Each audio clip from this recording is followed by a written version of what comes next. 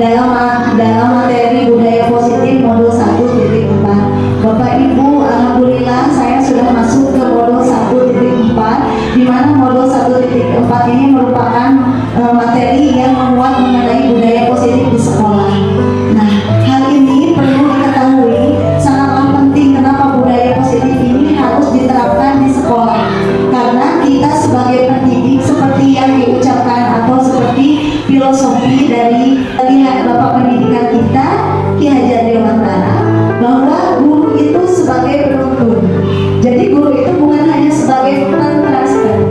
Diibaratkan bahwa guru itu seperti kita, itu seperti petani, Bapak Ibu guru, atau seperti tukang kebun, di mana murid-murid kita itu merupakan benih-benih yang harus kita tumbuhkan, harus kita kembangkan, sehingga mereka bisa mencapai cita-citanya menjadi manusia-manusia yang merdeka. Di mana merdeka di sini mereka memiliki nilai, bukan hanya merdeka dalam hal misalkan dengan dirinya sendiri, tapi apa karakter yang dia miliki juga dia bisa menentukan sendiri. Di mana murid ini bisa menentukan mana arah yang mereka akan capai, seperti itu. Jadi kita harus menentukan seperti itu. Jadi bukan hanya mentransfer ilmu kita itu, tapi yang terpenting itu kita sebagai penuntun, di mana murid-murid kita akan kita tuntun ke jalan yang benar, sehingga apa yang dicita-citakan itu dapat tercapai.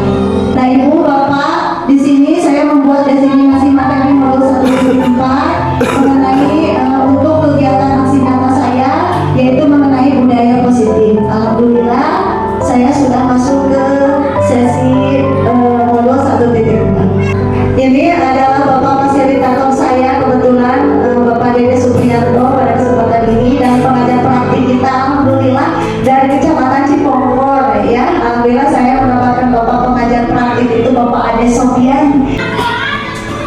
Nah, di dalam budaya positif ini ada 6 hal yang harus dipahami oleh seluruh guru IPADA, yaitu mengenai disiplin positif, kemudian ada motivasi perilaku manusia yang melatar belakangi dari budaya itu sendiri. Tentunya ada motivasi dari dalam diri itu. Kemudian setelah itu buat mereka meyakini apa yang mereka yang ada dalam diri mereka kalau di sekolah itu dengan membuat keyakinan kelas. Kemudian kita juga harus memperhatikan sebagai pendidik itu mengenai kebutuhan dasar manusia yang mendorong mereka itu melakukan hal-hal tersebut. Tidak mungkin tanpa alasan murid melakukan sesuatu baik atau salah, itu adanya karena ada kebutuhan mereka.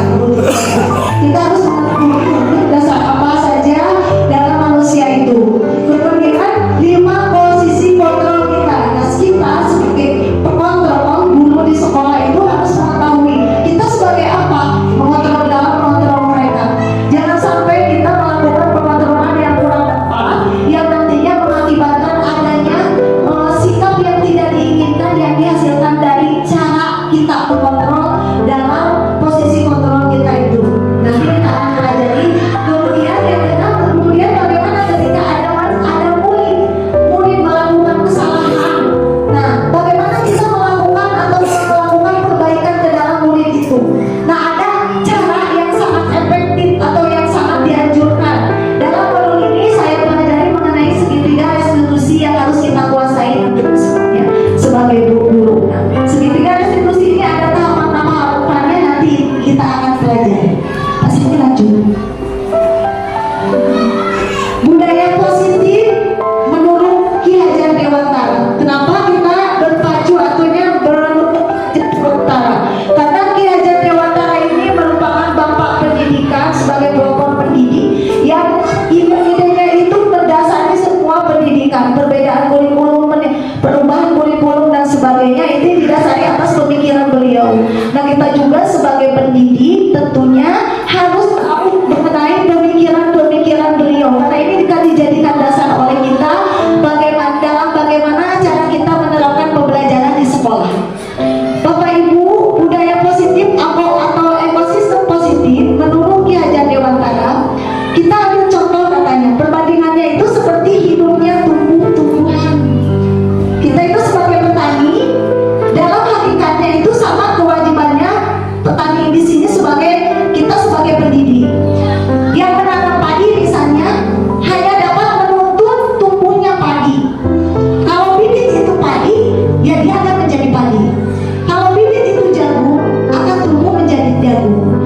semua bibit-bibit itu memiliki cara yang berbeda-beda dalam perawatannya.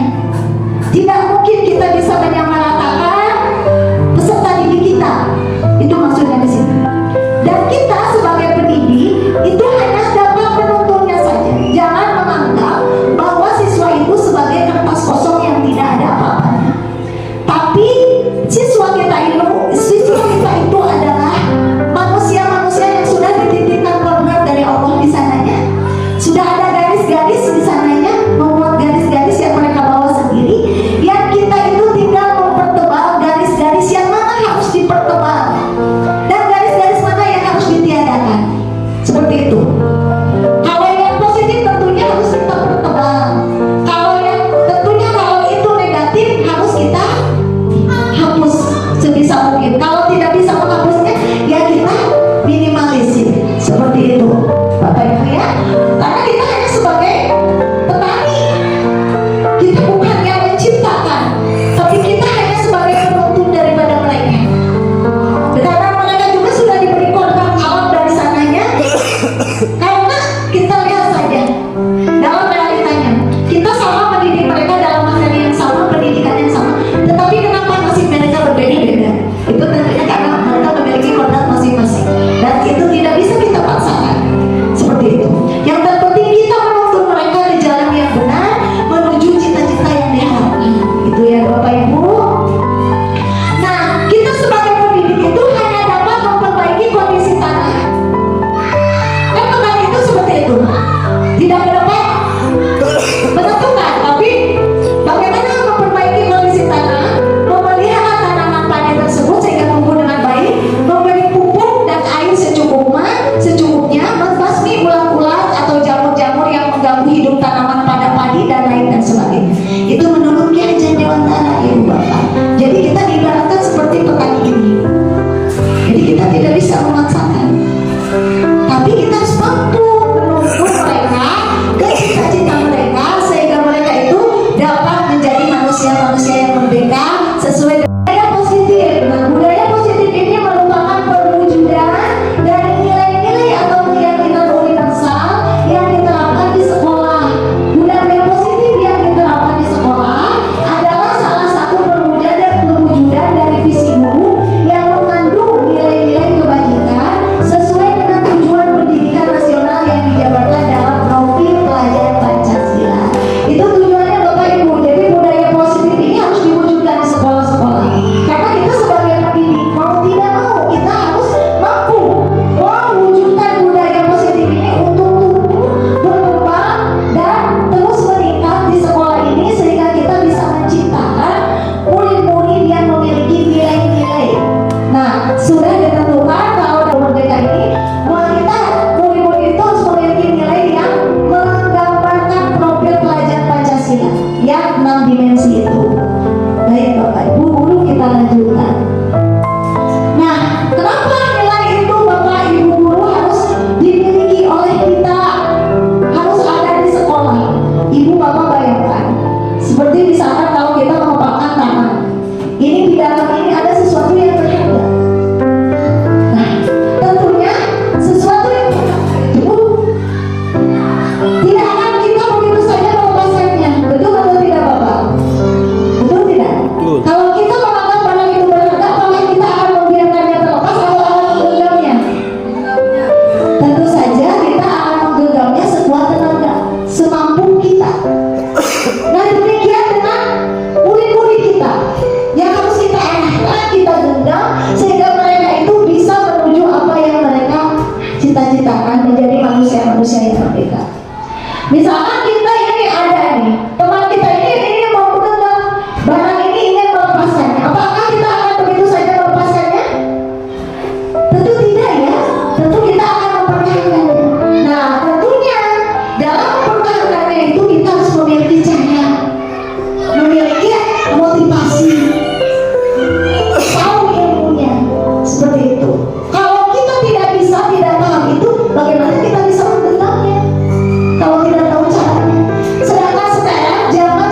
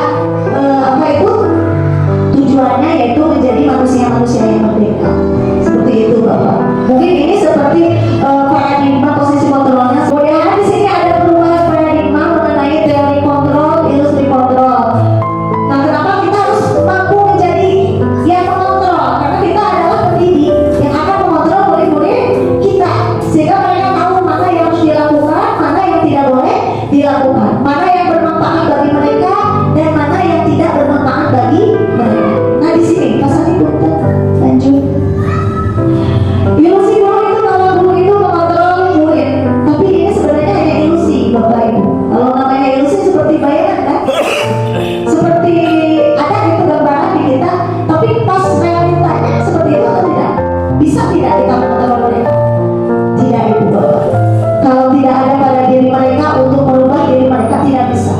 Jangankan kepada murid kita, saya juga merasa sulit untuk mengalahkan anak saya sendiri kalau mereka tidak ada dalam motivasi dalam diri. Jadi ini ada ilusi kalau bahwa guru itu bisa mengontrol murid, tapi kita harus menumbuhkan motivasi pada diri murid supaya mereka tahu apa nilai dasar seperti kami miliki. Seperti itu Bapak. Kemudian ilusi membuat orang merasa bersalah dapat menguatkan anak, karena kita suka seperti ini. Ayo nak, karunia aku Kak Mama, karunia aku Kak Ibu. Nanti kalau kamu tidak mengerjakan tugas, nanti ibu dipanggil sama kepala sekolah. Seperti itu.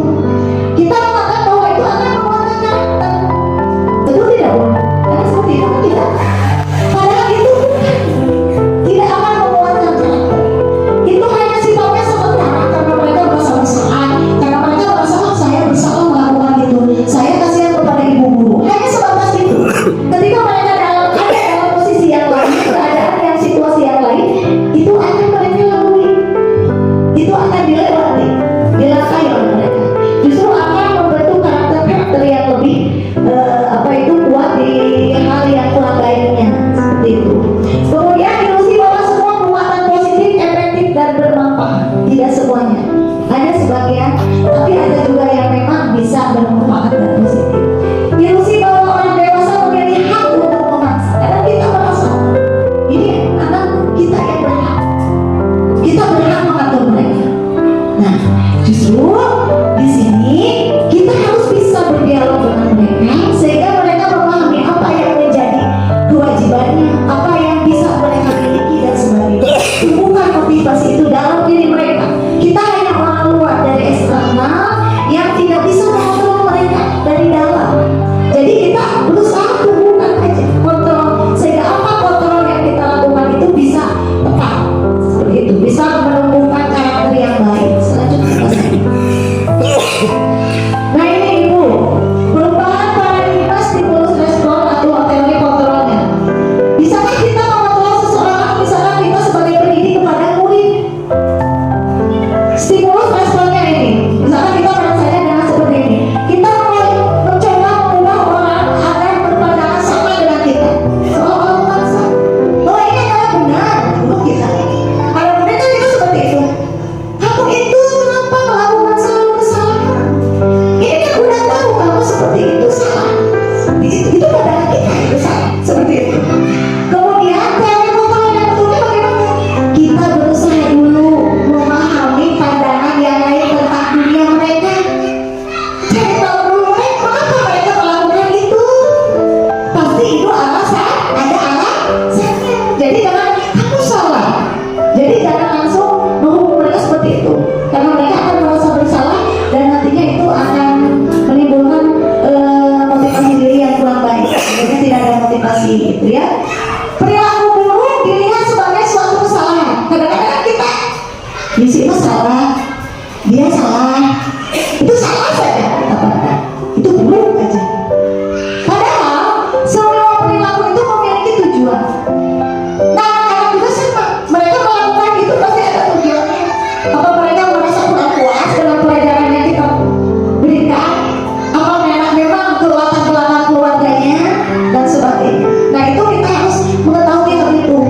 Kemudian orang lain bisa mengontrol saya. Seperti itu. Orang lain bisa mengontrol saya. Tapi itu pandangan yang kurang. Tapi hanya kita yang bisa mengontrol diri kita. Seperti itu. Seperti emosi dan sebagainya. Seperti kemarin kejadian kemarin, karena saya tidak bisa mengontrol diri saya misalnya. Tapi itu kembali lagi kepada diri saya, karena hanya diri saya yang bisa mengontrol saya. Orang lain dari luar hanya sebagai tadi penyemangat, sebagai motivator, memberi stimulus dan sebagainya. Pemaksaan ada pada saat bujukan gagal.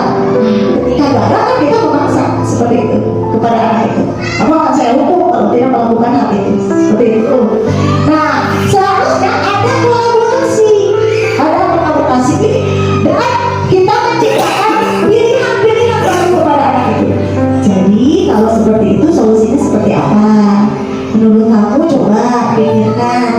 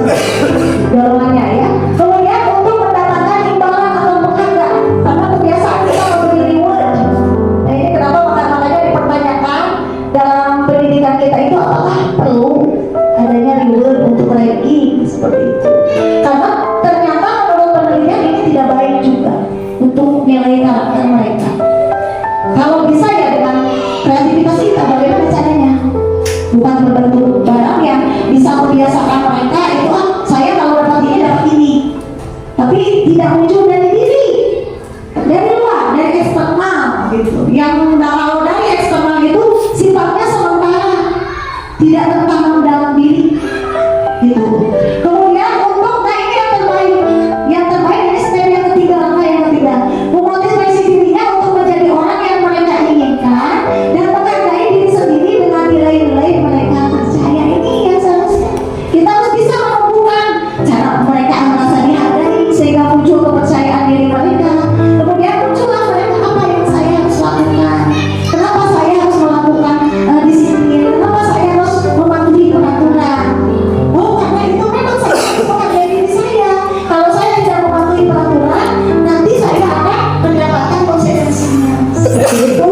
Nah, kita harus membawa mereka itu ke tahap itu, yaitu bahwa jadi mereka harus mampu menghargai diri mereka, diri murid mereka, bukan hanya karena takut hukuman atau dengan peraturan yang ada di sekolah, tapi ada motivasi dalam diri atau dari apa itu faktor internal yang itu harus muncul dari diri mereka. Lanjut penjelasannya. Nah, ini teori motivasinya ya.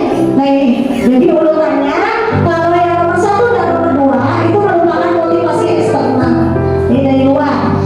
Kemudian tadi yang nomor 3, tahap 3 itu menghargai diri sendiri, menjadi insan sesuai harapan kita. Nah, itu adalah dari internal, itu yang akan lebih tertanam ya Bapak Ibu.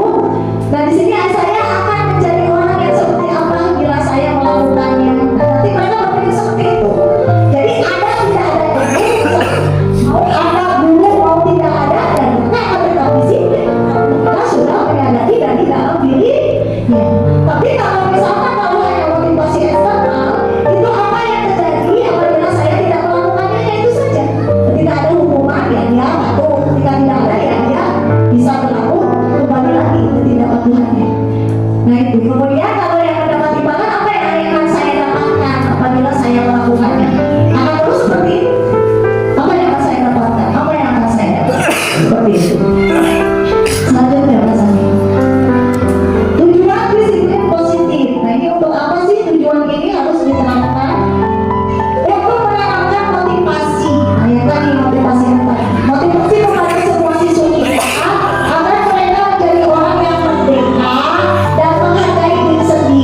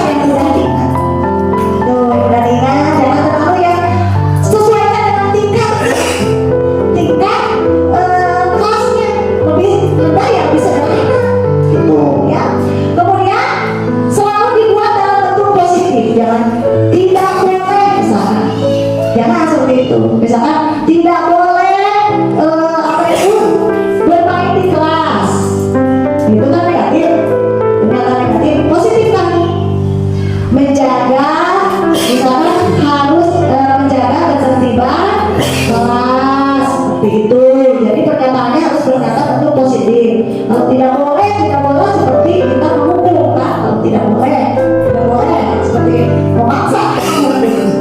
Pernyataan dibuat tidak terlalu banyak sehingga mudah diingat. Jadi buatlah kalimatnya itu mudah diingat, jangan terlalu panjang.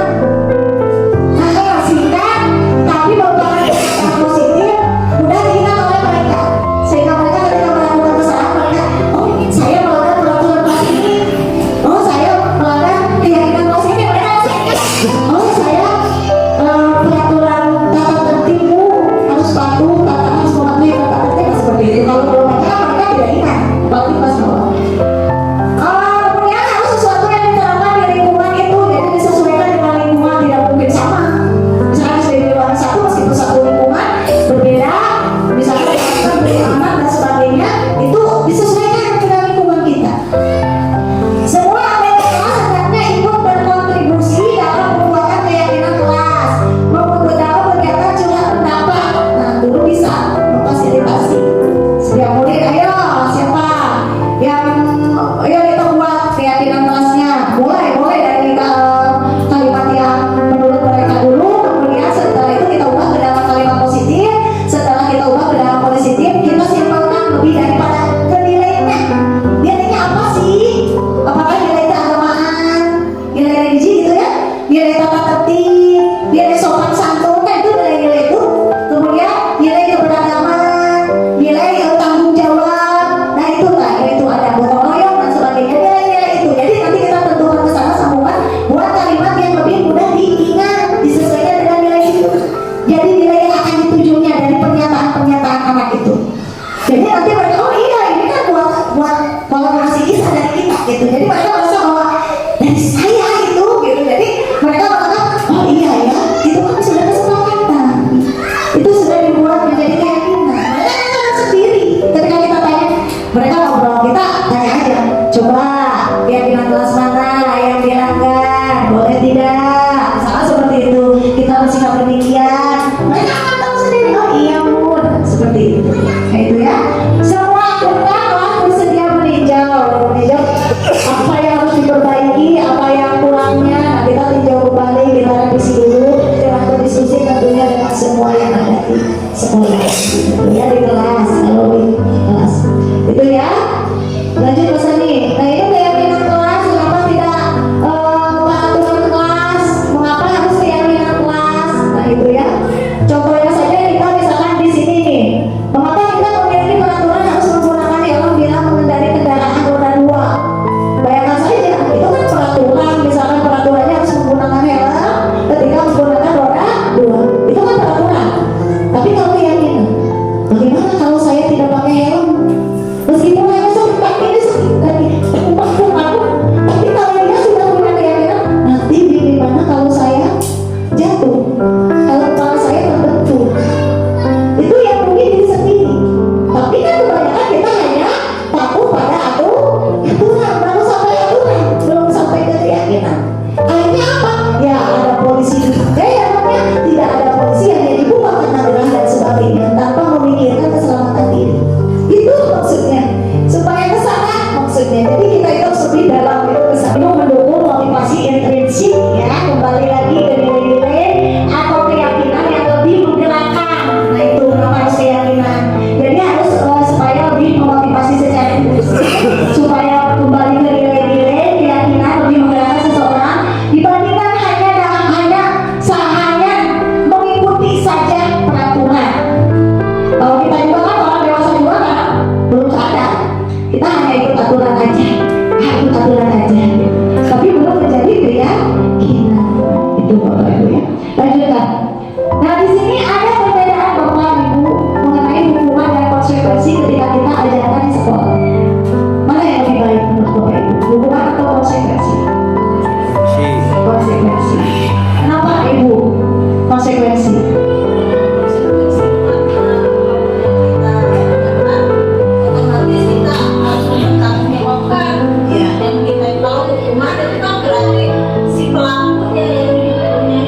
Betul. Nah, jadi kalau konsekuensi otomatis dia ada dalam unsur dan diri. Ini sudah konsekuensi saya loh. Saya melakukan salah ini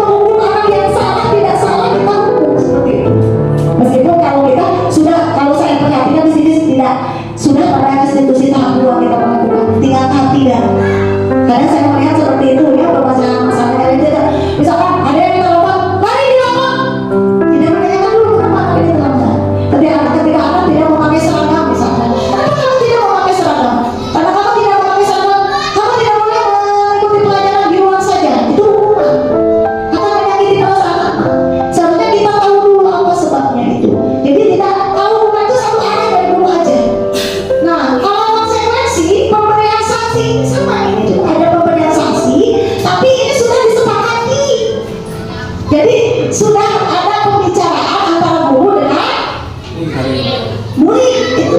Jadi sudah ada dua pihak yang sudah nanti ya kalau ini dilanggar, nah ini konsekuensinya.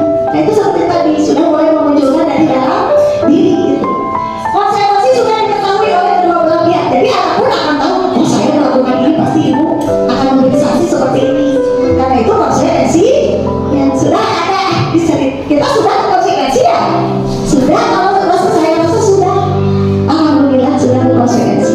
Seperti aturan bapak kepala sekolah, ibu kepala sekolah dengan guru. Itu pasti konsekuensi, bukan hukuman. Karena sudah terjadi kesepakatan antara dua belah pihak. Sudah disetujui.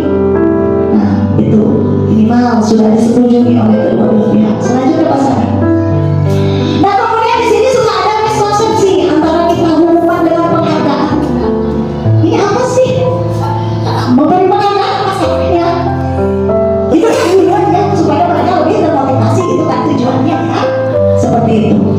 Saat kita berulang kali menjanjikan hadiah pada anak-anak agar bertanggung jawab atau kepada seorang murid agar mempelajari sesuatu yang baru atau pandangan yang agar melakukan yang berkualitas, kita sedang berasumsi mereka itu tidak dapat melakukan apa-apa. Maka guru dibutuhkan baik harus bikin berkaca. Kalau kita berkirimkan, kita menganggap mereka tidak bisa apa-apa, tidak bisa melakukannya. Iya, akan muncul ketergantungan. Meskipun tidak, kalau dimumpahkan tidak semuanya ya. Kadang-kadang ada juga yang dengan reward itu justru lebih termotivasi. Cuma ini hasil penelitian ya seperti itu. Memberikan penghargaan itu nilainya sama dengan kita menghukum. Jadi mungkin kadang saya bilang seperti itu. Siapa yang bisa menjawab? Nanti ibu kasih ya yang paling bagus. Ibu kasih hadiah seperti itu. Saya juga kadang seperti itu. Tapi ternyata setelah saya membaca ini, wah ternyata bermanfaat ya apa yang saya lakukan. Nah ini pengaruhnya hanya jangka pendek akibatnya itu. Dan dalam jangka panjang itu tidak efektif. Bisa pulang. Nah itu beda lagi ibu. Iya itu ada. Itu metode. Itu metode ya. Itu termasuk metode. Nah apa itu? Ada metode yang itu untuk memotivasi anak. Nah itu enggak ada. Itu bukan. Kalau anak itu biasanya berbentuk barang. Iya seperti itu misalkan ya. Kita biasakan seperti ini ada kepada anak. Ayo nanti kalau ranking 1 mama nanti belikan sepeda baru. Seperti itu. Kan kita seperti itu biasanya. Anak itu kurang baik. Jadi anak ini jadi tidak akan muncul dari dirinya motivasinya itu. Merusak hubungan, Bu. Merusak hubungan. Ini dalam penelitian. Penghargaan ini bisa merusak hubungan, mengurangi ketepatan, menurunkan kualitas, dan mematikan kreativitas. Ternyata seperti ini. Kita kan belum tahu nah ini, tapi mungkin ini tidak mungkin ada ini kalau tidak ada penelitian seperti itu. Nah ini jadi memberikan penghargaan dengan cara yang kurang tepat tentunya. Tapi seperti Bu Haji tadi katanya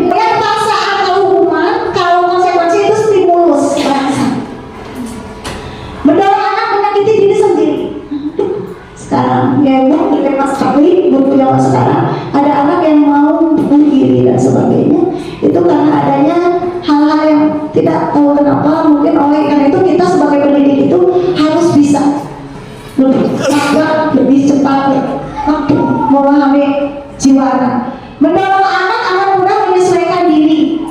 Nah ini kalau bukan konsep diri yang buruk, kalau konsekuensi konsep diri yang baik. Anak belajar menyembunyikan kesalahan. Kalau hubungan tentunya anak berusaha bagaimana saya akan tidak mendukung meskipun itu salah. Anak belajar untuk mematuhi peraturan. Marah, merasa bersalah, dipermalukan, merasa tak dihargai. Itu dari rumah akibatnya. Kalau konsekuensi akan merasa hanya kehilangan hak saja, dibuat tidak nyaman. Tapi itu sementara. Itu konsekuensi juga sebenarnya masih dalam tahap yang harus diperbaiki konsekuensi juga ya. Lanjut pesannya itu perbedaannya ya. Ibu coba, Bapak dan Ibu saya akan memberikan ini catatan kecil. Silakan Ibu catat mana yang menurut Bapak Ibu hukuman, mana yang menurut Bapak Ibu konsekuensi. Dari nomor 1, 2, 3, 4, 5, 6, 7. Ya. Jadi silakan Bapak dan Ibu berikan jawabannya. Kalau nomor 1 apakah itu hukuman atau konsekuensi? Ya. Apakah itu hukuman atau konsekuensi? 1 sampai 1, 2, 3, 4, 5, 6, 7. Ada 7.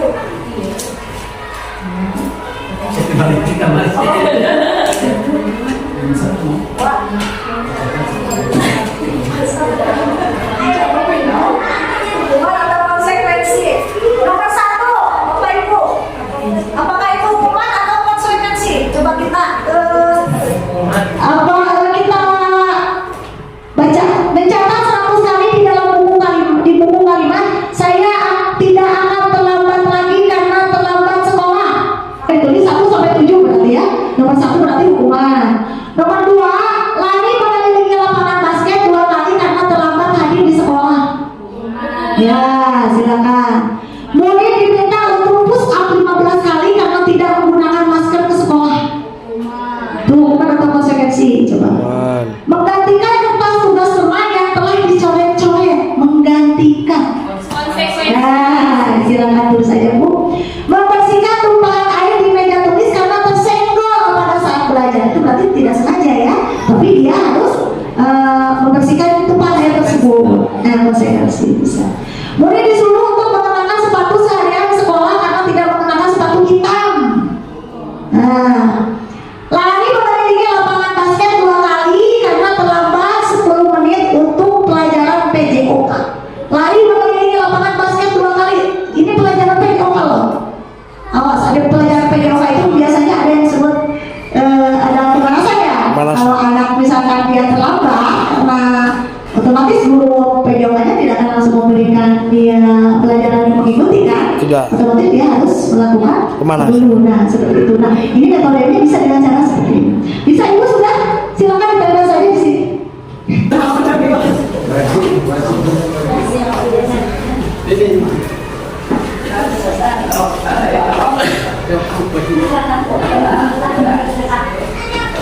Nah ini Bapak Ibu, satu nuhun, terima kasih. Aduh, ini. Kulit. Oke. Nah ini Bapak Ibu, betul sekali. Betul, ternyata Bapak Ibu menjawabnya dengan tepat. Tepuk tangan untuk Bapak Ibu. Ternyata pintar-pintar, meskipun silang pendidikan CGP, pintar. Tapi semuanya harus kalau menurut saya harus termotivasi untuk mengikuti karena ilmunya banyak banget. Ilmunya mendasar insya Allah. Kalau mau Ibu dia mau ini boleh insya Allah. Amin untuk amin terang biasa amin terang berlindung bersama. Nah seperti itu ya Ibu Bapak, itu betul sekali sama, hampir semuanya sama. Meski ada yang hukuman, ada yang konsekuensi 1, 2, 3, 4, 5 yang menjawab hukuman. Nah ini mungkin tadi karena ini khusus pada pelajaran PDOK seperti Pak Agung bilang bahwa PDOK itu harus ada pemanasan dulu. Jadi itu bukan hukuman sebenarnya karena dalam pelajaran dia harus pemanasan dulu. Kalau tidak pemanasan dulu, dia tidak lagi dulu misalkan keliling lapangan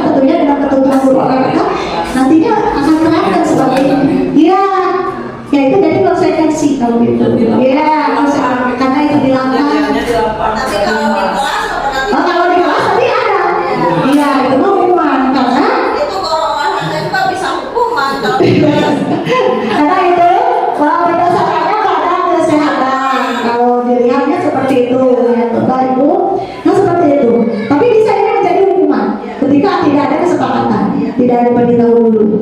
Silakan lakukan. Nah ibu, kenapa kita harus itu bisa mampu melakukan data hubungan atau frekuensi ini? Kita harus mengetahui kebutuhan dasar manusia. Ibu ingat ini udah ada gitu. Tapi kita lupa lagi kan. Kebutuhan dasar manusia itu satu, kebutuhan bertahan hidup atau survival, ya.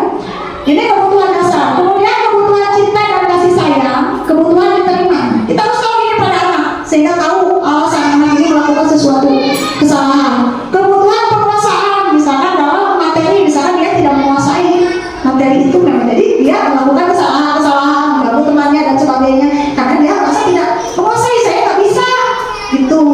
Ada anak seperti itu, ya terus aja berkeliling mengganggu temannya karena dia tidak paham gitu dengan pelajarannya. Kebutuhan kebebasan, ada juga yang seperti itu. Ada anak yang di kelas itu tidur aja, karena dia merasa saya tidak suka belajar itu tidak bebas. Gitu. Kemudian kebutuhan kesenangan, nah seperti itu. Ya ibu, kebutuhan untuk merasa senang, kita kan seperti refreshing, hiburan, mendapatkan apa yang kita inginkan, itu kesenangan maksudnya. Lanjutkan. Nah ini kebutuhan dasar ini kalau di dalam diagram seperti ini ibu. Nah ini. Yang pertama ini mengenai kebutuhan hidup tadi, ya ibu ya. Jadi kita harus tahu hal ini karena kita harus tahu alasan anak ini melakukan kesalahan ini apa sih kebutuhan yang tidak terpenuhi dari dia. Kalau di kelas dengan si anak dia itu nakal terus, apa terus, kenapa? Oh berarti dia tidak senang di sekolah itu. Berarti bagaimana kita menemukan rasa senang itu di dalam diri anak itu. Ya, seperti kita aja, kalau anak semangat berarti kebutuhannya terpenuhi. Tapi ketika anak melakukan kesalahan, dia malas dan sebagainya, berarti ada kebutuhan yang tidak terpenuhi. Meskipun tidak hanya di sekolah, bisa saja kebutuhan ini di rumah yang tidak terpenuhi. Itu yang menjadi tantangan buat guru, bagaimana supaya bisa membangkitkan motivasi anak. Lanjut. Kemudian posisi kontrol guru di sini Bu, seandainya kita melakukan apa yang akan kita lakukan ketika anak melakukan kesalahan. Ini ada 5 posisi kontrol. Yang pertama penghukum. Misalkan kata-kata yang diucapkan, kamu selalu saja salah. Itu kita sebagai penghukum. Ini tidak baik Bu. Kemudian membuat orang merasa bersalah seperti tadi yang saya contohkan. Bapak sangat kecewa dengan kamu gak kasihan sama Bapak. Kamu terus seperti itu, masuk itu gini ulang teh. Ulang tehnya berarti itu sifat tidak bagus. Posisi sebagai teman, ayo bantulah, ayo bantu demi ibu ya. Nah seperti itu, ayo bantu berusaha belajarnya diselesaikan demi ibu biar kamu bisa, kan seperti itu. Wanita atau pemantau, posisi wanita atau pemantau, apa yang telah kamu lakukan udah beres dulu, apa yang udah dilakukan bagaimana, bisa enggak? Nah itu kan kita mengontrol seperti itu, mengontrol anak. Biasanya kalau sudah tampak sudah ya. Nah cuma yang paling bagus itu adalah manajer. Apa kamu meyakininya? Coba apa yang bisa diperbaiki? Nah jadi kita membuat kolaborasi dengan anak. Ketika anak melakukan kesalahan, ibu tahu semua orang pasti melakukan kesalahan. Ibu juga sama, pernah melakukan kesalahan. Tapi coba, kalau menurut kamu itu sesuai tidak dengan keyakinan keras yang sudah kita sepakati? Misalnya, oh ibu ini tidak sesuai dengan nilai ini, cuman katakan kita sendiri. Oh iya, alhamdulillah kamu menyadarinya. Kalau demikian, coba kira-kira apa yang bisa kamu lakukan untuk memperbaiki hal itu? Tapi itu manajer, sudah ibu sampai sana dulu. Dulu kalau manajer saya juga sangat sulit bagi guru. Kadang-kadang sudah emosi, kita udah bisa mengontrol, udah nggak bisa komunikasi dan sebagainya. Repot aja tahapannya, langsung saja hukum, kamu salah seperti itu. Meskipun memang kita menyadari hal itu tidak baik, tapi ya bagaimana? Nah kita tapi mencoba aja, kita sebagai manajer, sebagai posisi sebagainya itu jangan sebagai penghukum. Nah ini lanjutkan pasal ini. Nah ini ibu, 5 posisi yang barusan. Ini identitas gagal, yang identitas gagal kita itu sebagai pengontrol dari luar itu penghukum dan membuat merasa bersalah. Gagal, kita gagal, tidak akan berhasil. Ini dijamin gagal, nggak kata peneliti. Nah ini ada contoh-contoh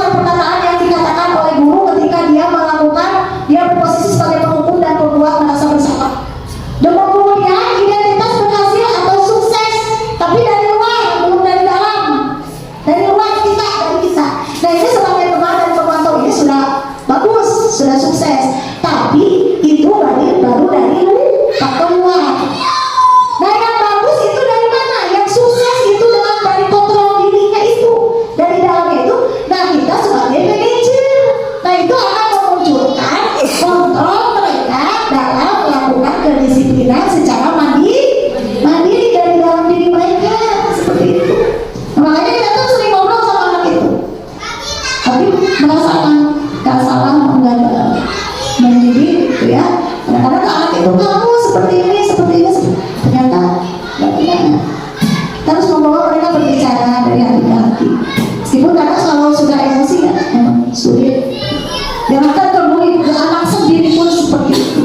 Tapi kita berusaha aja Bapak Ibu, ini ilmunya dulu aja. Kita miliki ilmunya dulu. Mudah-mudahan kita bisa melaksanakannya meskipun itu sulit dan sangat sulit diterapkan. Tapi kita berusaha saja. Ini ilmunya seperti ini, ya Ibu ya. Ini kata-katanya ada ya. Jadi kalau kita misalkan dalam guru berdua mengajukan pertanyaan-pertanyaan, jadi bukan mendikte, membuat pertanyaan kenapa melakukan itu, apa alasannya, ya gitu. Jadi jangan kamu salah, kamu berdiri di depan kelas, itu penghukum. Kemudian kata, kalau guru berkata itu apa yang kita yakini, apa yang bisa kamu kerjakan untuk memperbaiki kesalahan itu. Nah, seperti itu harusnya kita itu berbicara itu ya.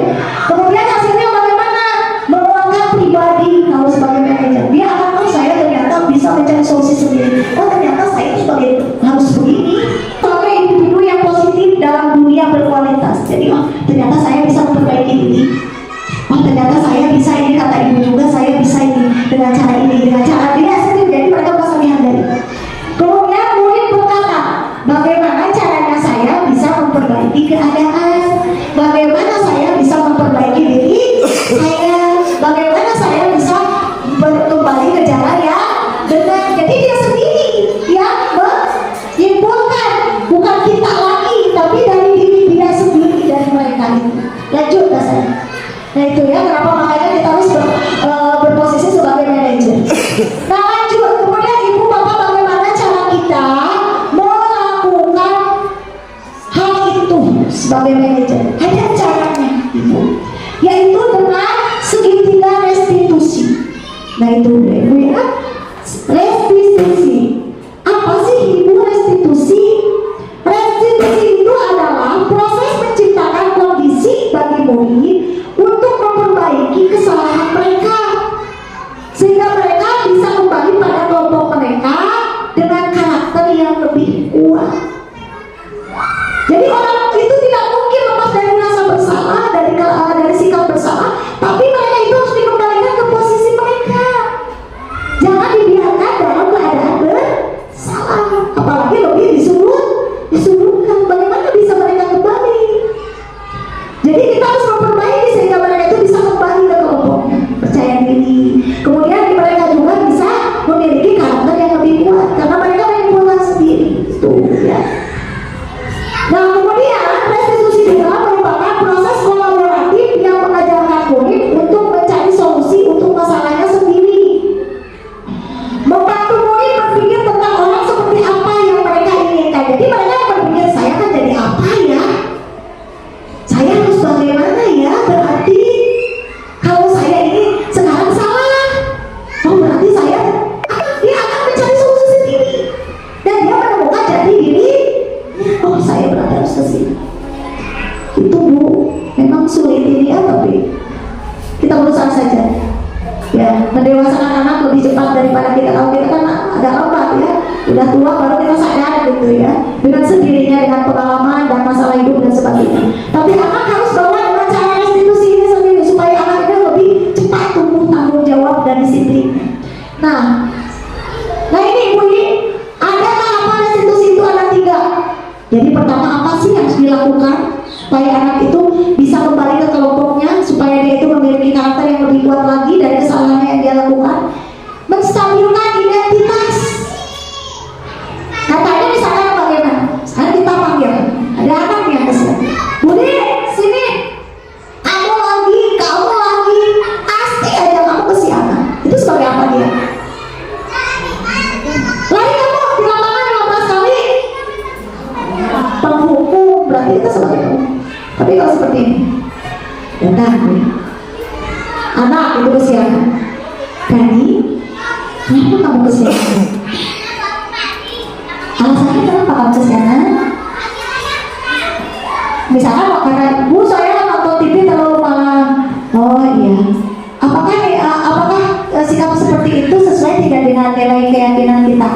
sampai. Misalkan tidak sesuai Bu, coba menurut Budi apa sih yang bisa diperbaiki supaya besok tidak kesiangan lagi? Tidur lebih awal kata Enak. Kemudian apa lagi coba selain itu? Jangan begadang, jangan main game terlalu lama. Kemudian saya meminta ibu saya untuk mengingatkan saya, oh baik. Nanti kalau ibu akan berkomunikasi dengan ibu Andi supaya ibu Andi mau memperingatkan Andi kalau misalkan Andi melakukan begadang lagi, kalau main game terlalu lama. Nah, seperti itu kita itu udah restitusi. Nah itu restitusi. Kalau jawabannya kenapa kamu tidak jalan? Saya malas kalau mau pergi sekolah. Oh, ibu saya malas karena mau kalau pergi Nggak ada uang jajan. nggak ada uang jajan. Nah itu tadi kita harus mengetahui alasan. Berarti oh tahu ini berarti alasannya banyak kebutuhan yang tidak terpenuhi. Berarti kita jangan begitu saja menghukum. Nah itu dulu, nah cari alasannya. Karena malas, kenapa malas? Karena saya tidak suka dengan pelajarannya. Saya tidak suka dengan biayanya, misalnya seperti itu. Oh seperti itu, iya. Jadi kalau kira-kira gimana ya supaya kamu bisa tumbuh rasa giat belajarnya, semangat belajarnya, ganti aja biayanya atau gimana? Seperti itu. Atau biaya itu ngajarnya seperti apa? Nah diajarnya seperti itu. Lama-kelamaan dia juga akan berpikir, oh bahwa tidak setiap apa yang dia inginkan itu harus dia dapat itu. Seperti itu. Nah ini langkah restitusi.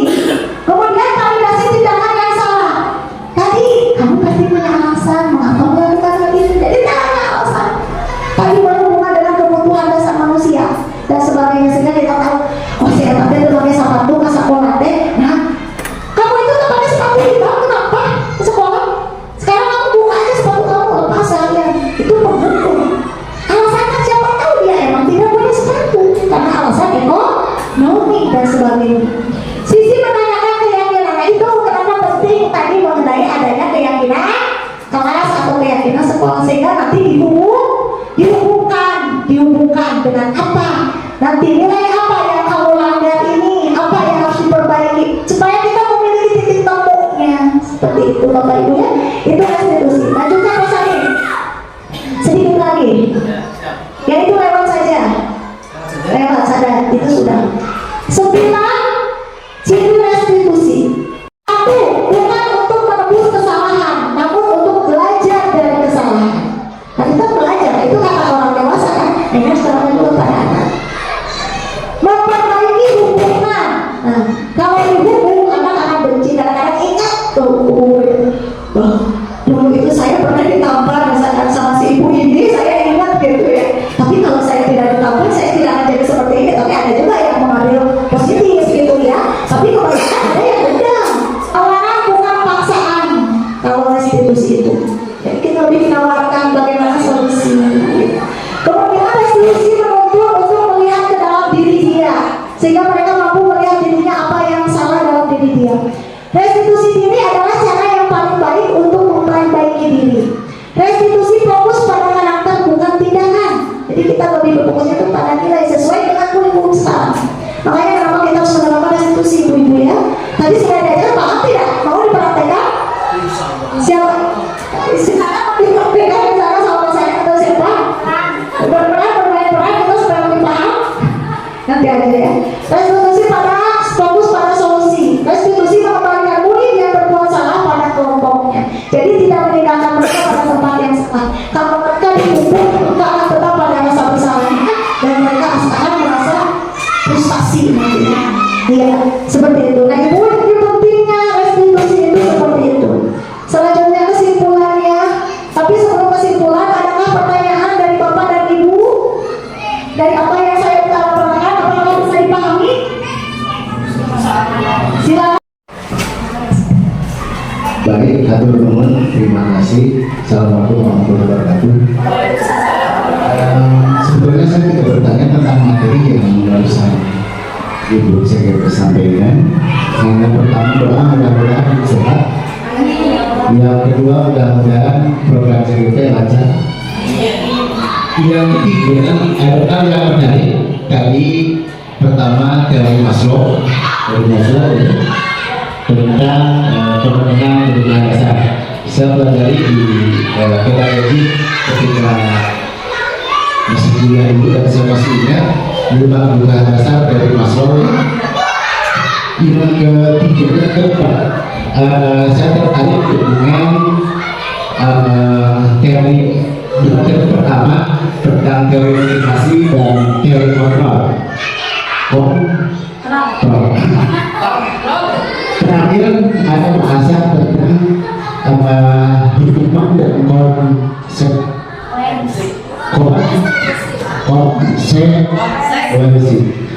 Sebetulnya jauh hari sebelum para ahli pendidikan, para ahli pedagogi mencetuskan pemikiran seperti itu, saya mengenal adanya teori religi. Artinya ketika seseorang dengan kesadarannya melakukan kesalahan, di sisi religius dia akan berpikir bahwa dengan kesalahan yang dia perbuat dia akan mendapat hukuman. Di sisi lain, ketika dia melaksanakan kebaikan, maka dia akan mendapat keuntungan dari kebaikan tersebut. Masuk di teori pendidikan ada teori reward and punishment. Dan itu sudah tadi dibahas. Yang ini saya sampaikan kepada rekan-rekan dulu bahwa sebaik apapun teori pendidikan, sebagus apapun teori pembelajaran, ketika kita sebagai guru yang tadi dibahasakan seperti seorang petani, ya betul, kita seorang petani, misalnya mungkin sebuah yang tadi disampaikan sebagai petani atau sebagai peternak barangkali, tukang kebun juga bisa catatan bahwa di teori religi ada panduan seperti apa harus kita belajar ya. Yang pertama betul tadi ada walaupun tanpa berboleh dokter dilakukan dengan haul satu, kita tidak bisa memberikan hukuman atau punishment seperti yang dijelaskan. Memang setuju saya, dan di teori religi juga seperti itu. Tapi walaupun tanpa berboleh dokter dilakukan dengan haul, berarti kita harus lagi mengulangi. Yang kedua, kita sebagai guru mengajak anak didik kita bukan hanya mentransfer pengetahuan, tetapi mengajak ke arah perbuatan yang baik dengan cara ilmu bila sabi robi kabul hikmah robi mau dari hasanah. Dua teknik itu yang saya coba sarankan rekan-rekan guru, terlepas dari yang tadi disampaikan. Saya setuju justru di sisi lain ada teknik yang coba saya terapkan melalui pendekatan guru dengan siswa. Saya sangat setuju, dan itu oleh rekan-rekan guru yang lain hanya sebagai support. Ulah berpikir kebingungan dengan satu kesusahan, susah dengan memikirkan kebingungan, segera mudah-mudahan dia lebih sehat, lebih terbuka, dan lebih bisa memandang hari esok lebih sangat saya lebih mampu. Oke, terima kasih, semangat. Assalamualaikum warahmatullahi wabarakatuh. Waalaikumsalam warahmatullahi wabarakatuh. Terima kasih Bapak, motivasinya sangat memotivasi sekali ya, betul ya. Penguatan yang Bapak sampaikan betul sekali, bahwa yang saya garis bawahi dari teori-teori yang tadi dikemukakan ternyata sesuai dengan apa yang Bapak pelajari. Kemudian yang menjadi yang harus digarisbawahi bahwa kita juga harus membawa nilai religi pada apa yang kita lakukan itu. Kita sebagai pendidik itu, bahwa memang nilai keagamaan itu ya, karena kita sebagai umat Islam juga kadang-kadang ada hal yang memang tidak ada yang tidak sejalan gitu, tapi kita sesuaikan saja dengan nilai-nilai agama yang kita anut, yaitu sebagai sesuai dengan agama Islam. Seperti itu. Bapak, terima kasih doanya, terima kasih motivasinya dan penguatannya terhadap materi yang saya sampaikan. Alhamdulillah, mudah-mudahan ini ada manfaatnya buat Bapak dan Ibu. Ini sedikit ilmu yang saya peroleh dari CGP.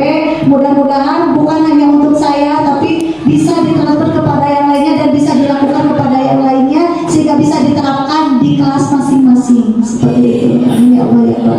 Ada lagi? Silakan. Ada. Terima kasih Pia untuk kesaksiannya. Budaya positif itu berkaitan erat dengan kesadaran diri pada anak akan nilai-nilai positif, baru berkembang budaya positif pada anak. Nah, pertanyaannya adalah kita tahu ya usia SD itu kisaran ada yang 6 tahun ke atas. Nah, usia berapa? Kadang gini sering menemukan anak tuh udah ngerti nilai, tapi belum bisa melakukannya gitu ya pada kehidupan sehari-hari. Dia tuh tahu ini baik, tapi masih kene ayah beredaan gitu. Terus ini dia tahu buruk, tapi kadang masih dilakukan gitu. Pada batas usia berapa anak SD khususnya mulai bisa memahami konsekuensi itu, jadi memegang teguh budaya positif itu sesuai dengan nilai yang mereka yakini, dengan nilai-nilai yang sudah mereka adopsi baik dari rumah maupun dari sekolah. Mungkin itu saja, mungkin meskipun mungkin berbeda ya Uki, tapi kisarannya saja ya. Terima kasih Bu Ai, pertanyaannya bagus sekali. Sebenarnya ada tahapan-tahapan dalam pendidikan gitu ya. Nah, kalau dalam budaya positif ini apa itu tidak ada mengenai materi mengenai tahapan bagaimana siswa dapat melakukan hal itu. Tapi kalau menurut tahapan yang saya pelajari bahwa ada ya, yang pertama itu usia antara misalkan anak bisa dimulai dimunculkan gitu ya antara anak 2 atau sekitar 8 tahun. Nah, di posisi ini mungkin saya tanyakan ya, di sini kita harus disebutnya itu momo, bukan momo. Iya. Jadi si anak ini kan diolok, dikasih pengertian, seperti itu. Jadi beda-beda caranya.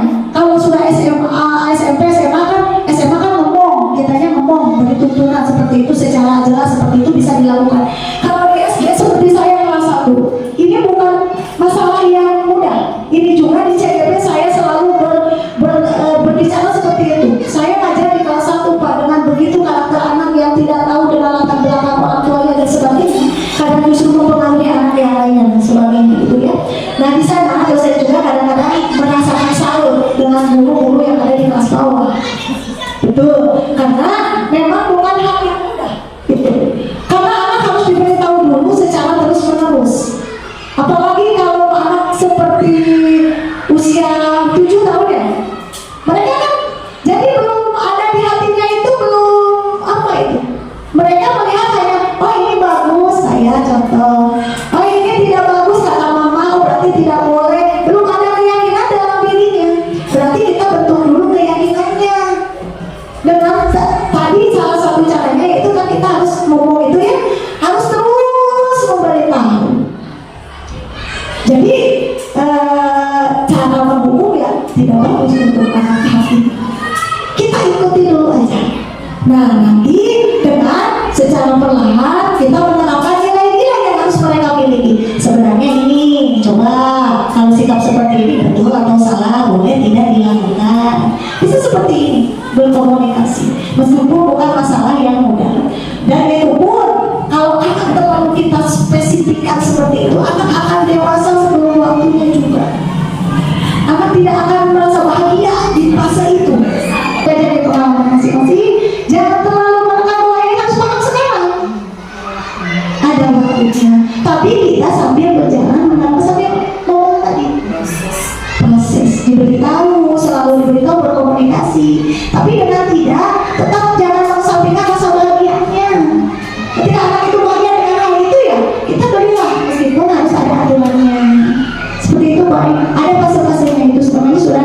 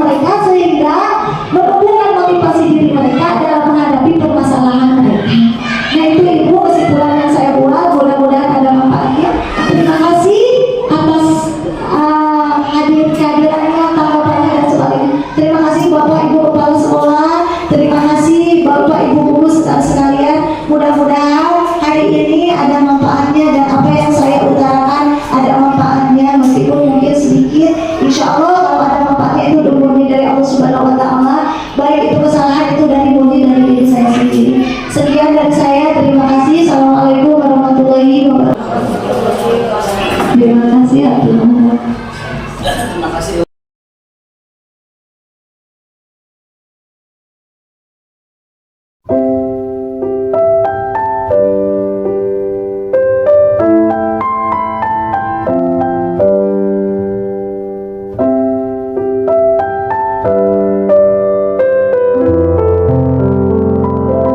Assalamualaikum warahmatullahi wabarakatuh.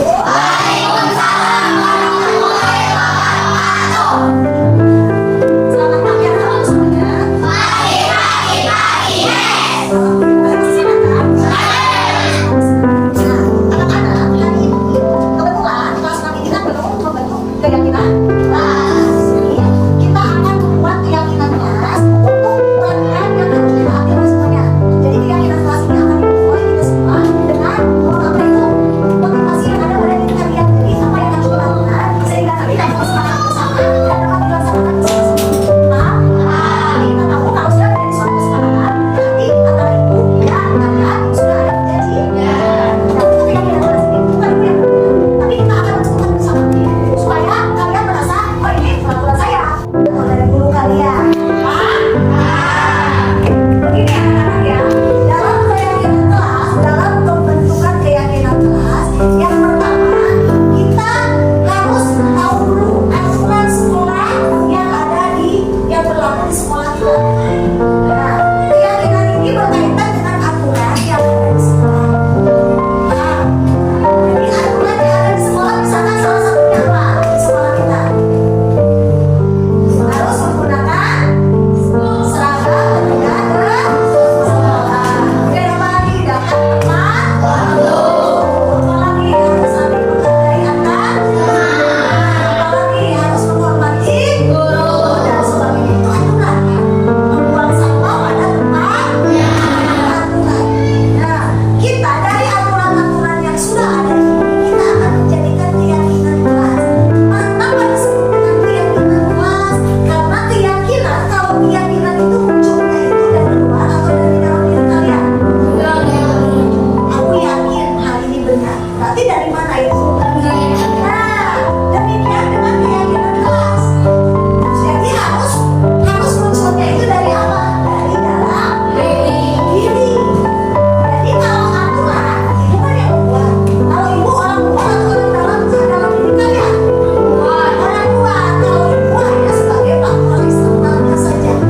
Nah sekarang kita akan yakini dalam hati kalian, dalam hati kita masing-masing, supaya peraturan yang kita buat bersama itu bisa dilaksanakan sesuai dengan motivasi yang ada pada diri kita. Sehingga kalian muncul, oh ini benar harus dilakukan, oh ini salah saya salah ini, gimana saya harus memperbaikinya, bagaimana saya harus memperbaikinya, keyakinan kelas mana yang saya langgar, seperti itu. Jadi lebih dalam artinya. Nah kemudian anak-anak selain keyakinan kelas itu bersumber dari peraturan sekolah atau disiplin sekolah, nah keyakinan kelas ini juga anak-anak sekalian harus membentuk kalimat positif. Misalkan contohnya apa kalimat positif? Kalau seperti ini, tidak boleh membuang sampah. Positif atau negatif? Karena pada kata anak-anak tidak boleh, ada kata tidak, ada kata jangan, ada kata tidak. Jangan, tidak, jangan lakukan, jangan dilakukan. Itu berarti pernyataan yang seperti kalimat. Nah, kalau keyakinan kelas harus dibuat berdasarkan kalimat positif. Jadi jangan ada kata jangannya. Jadi jangan ada kata tidak.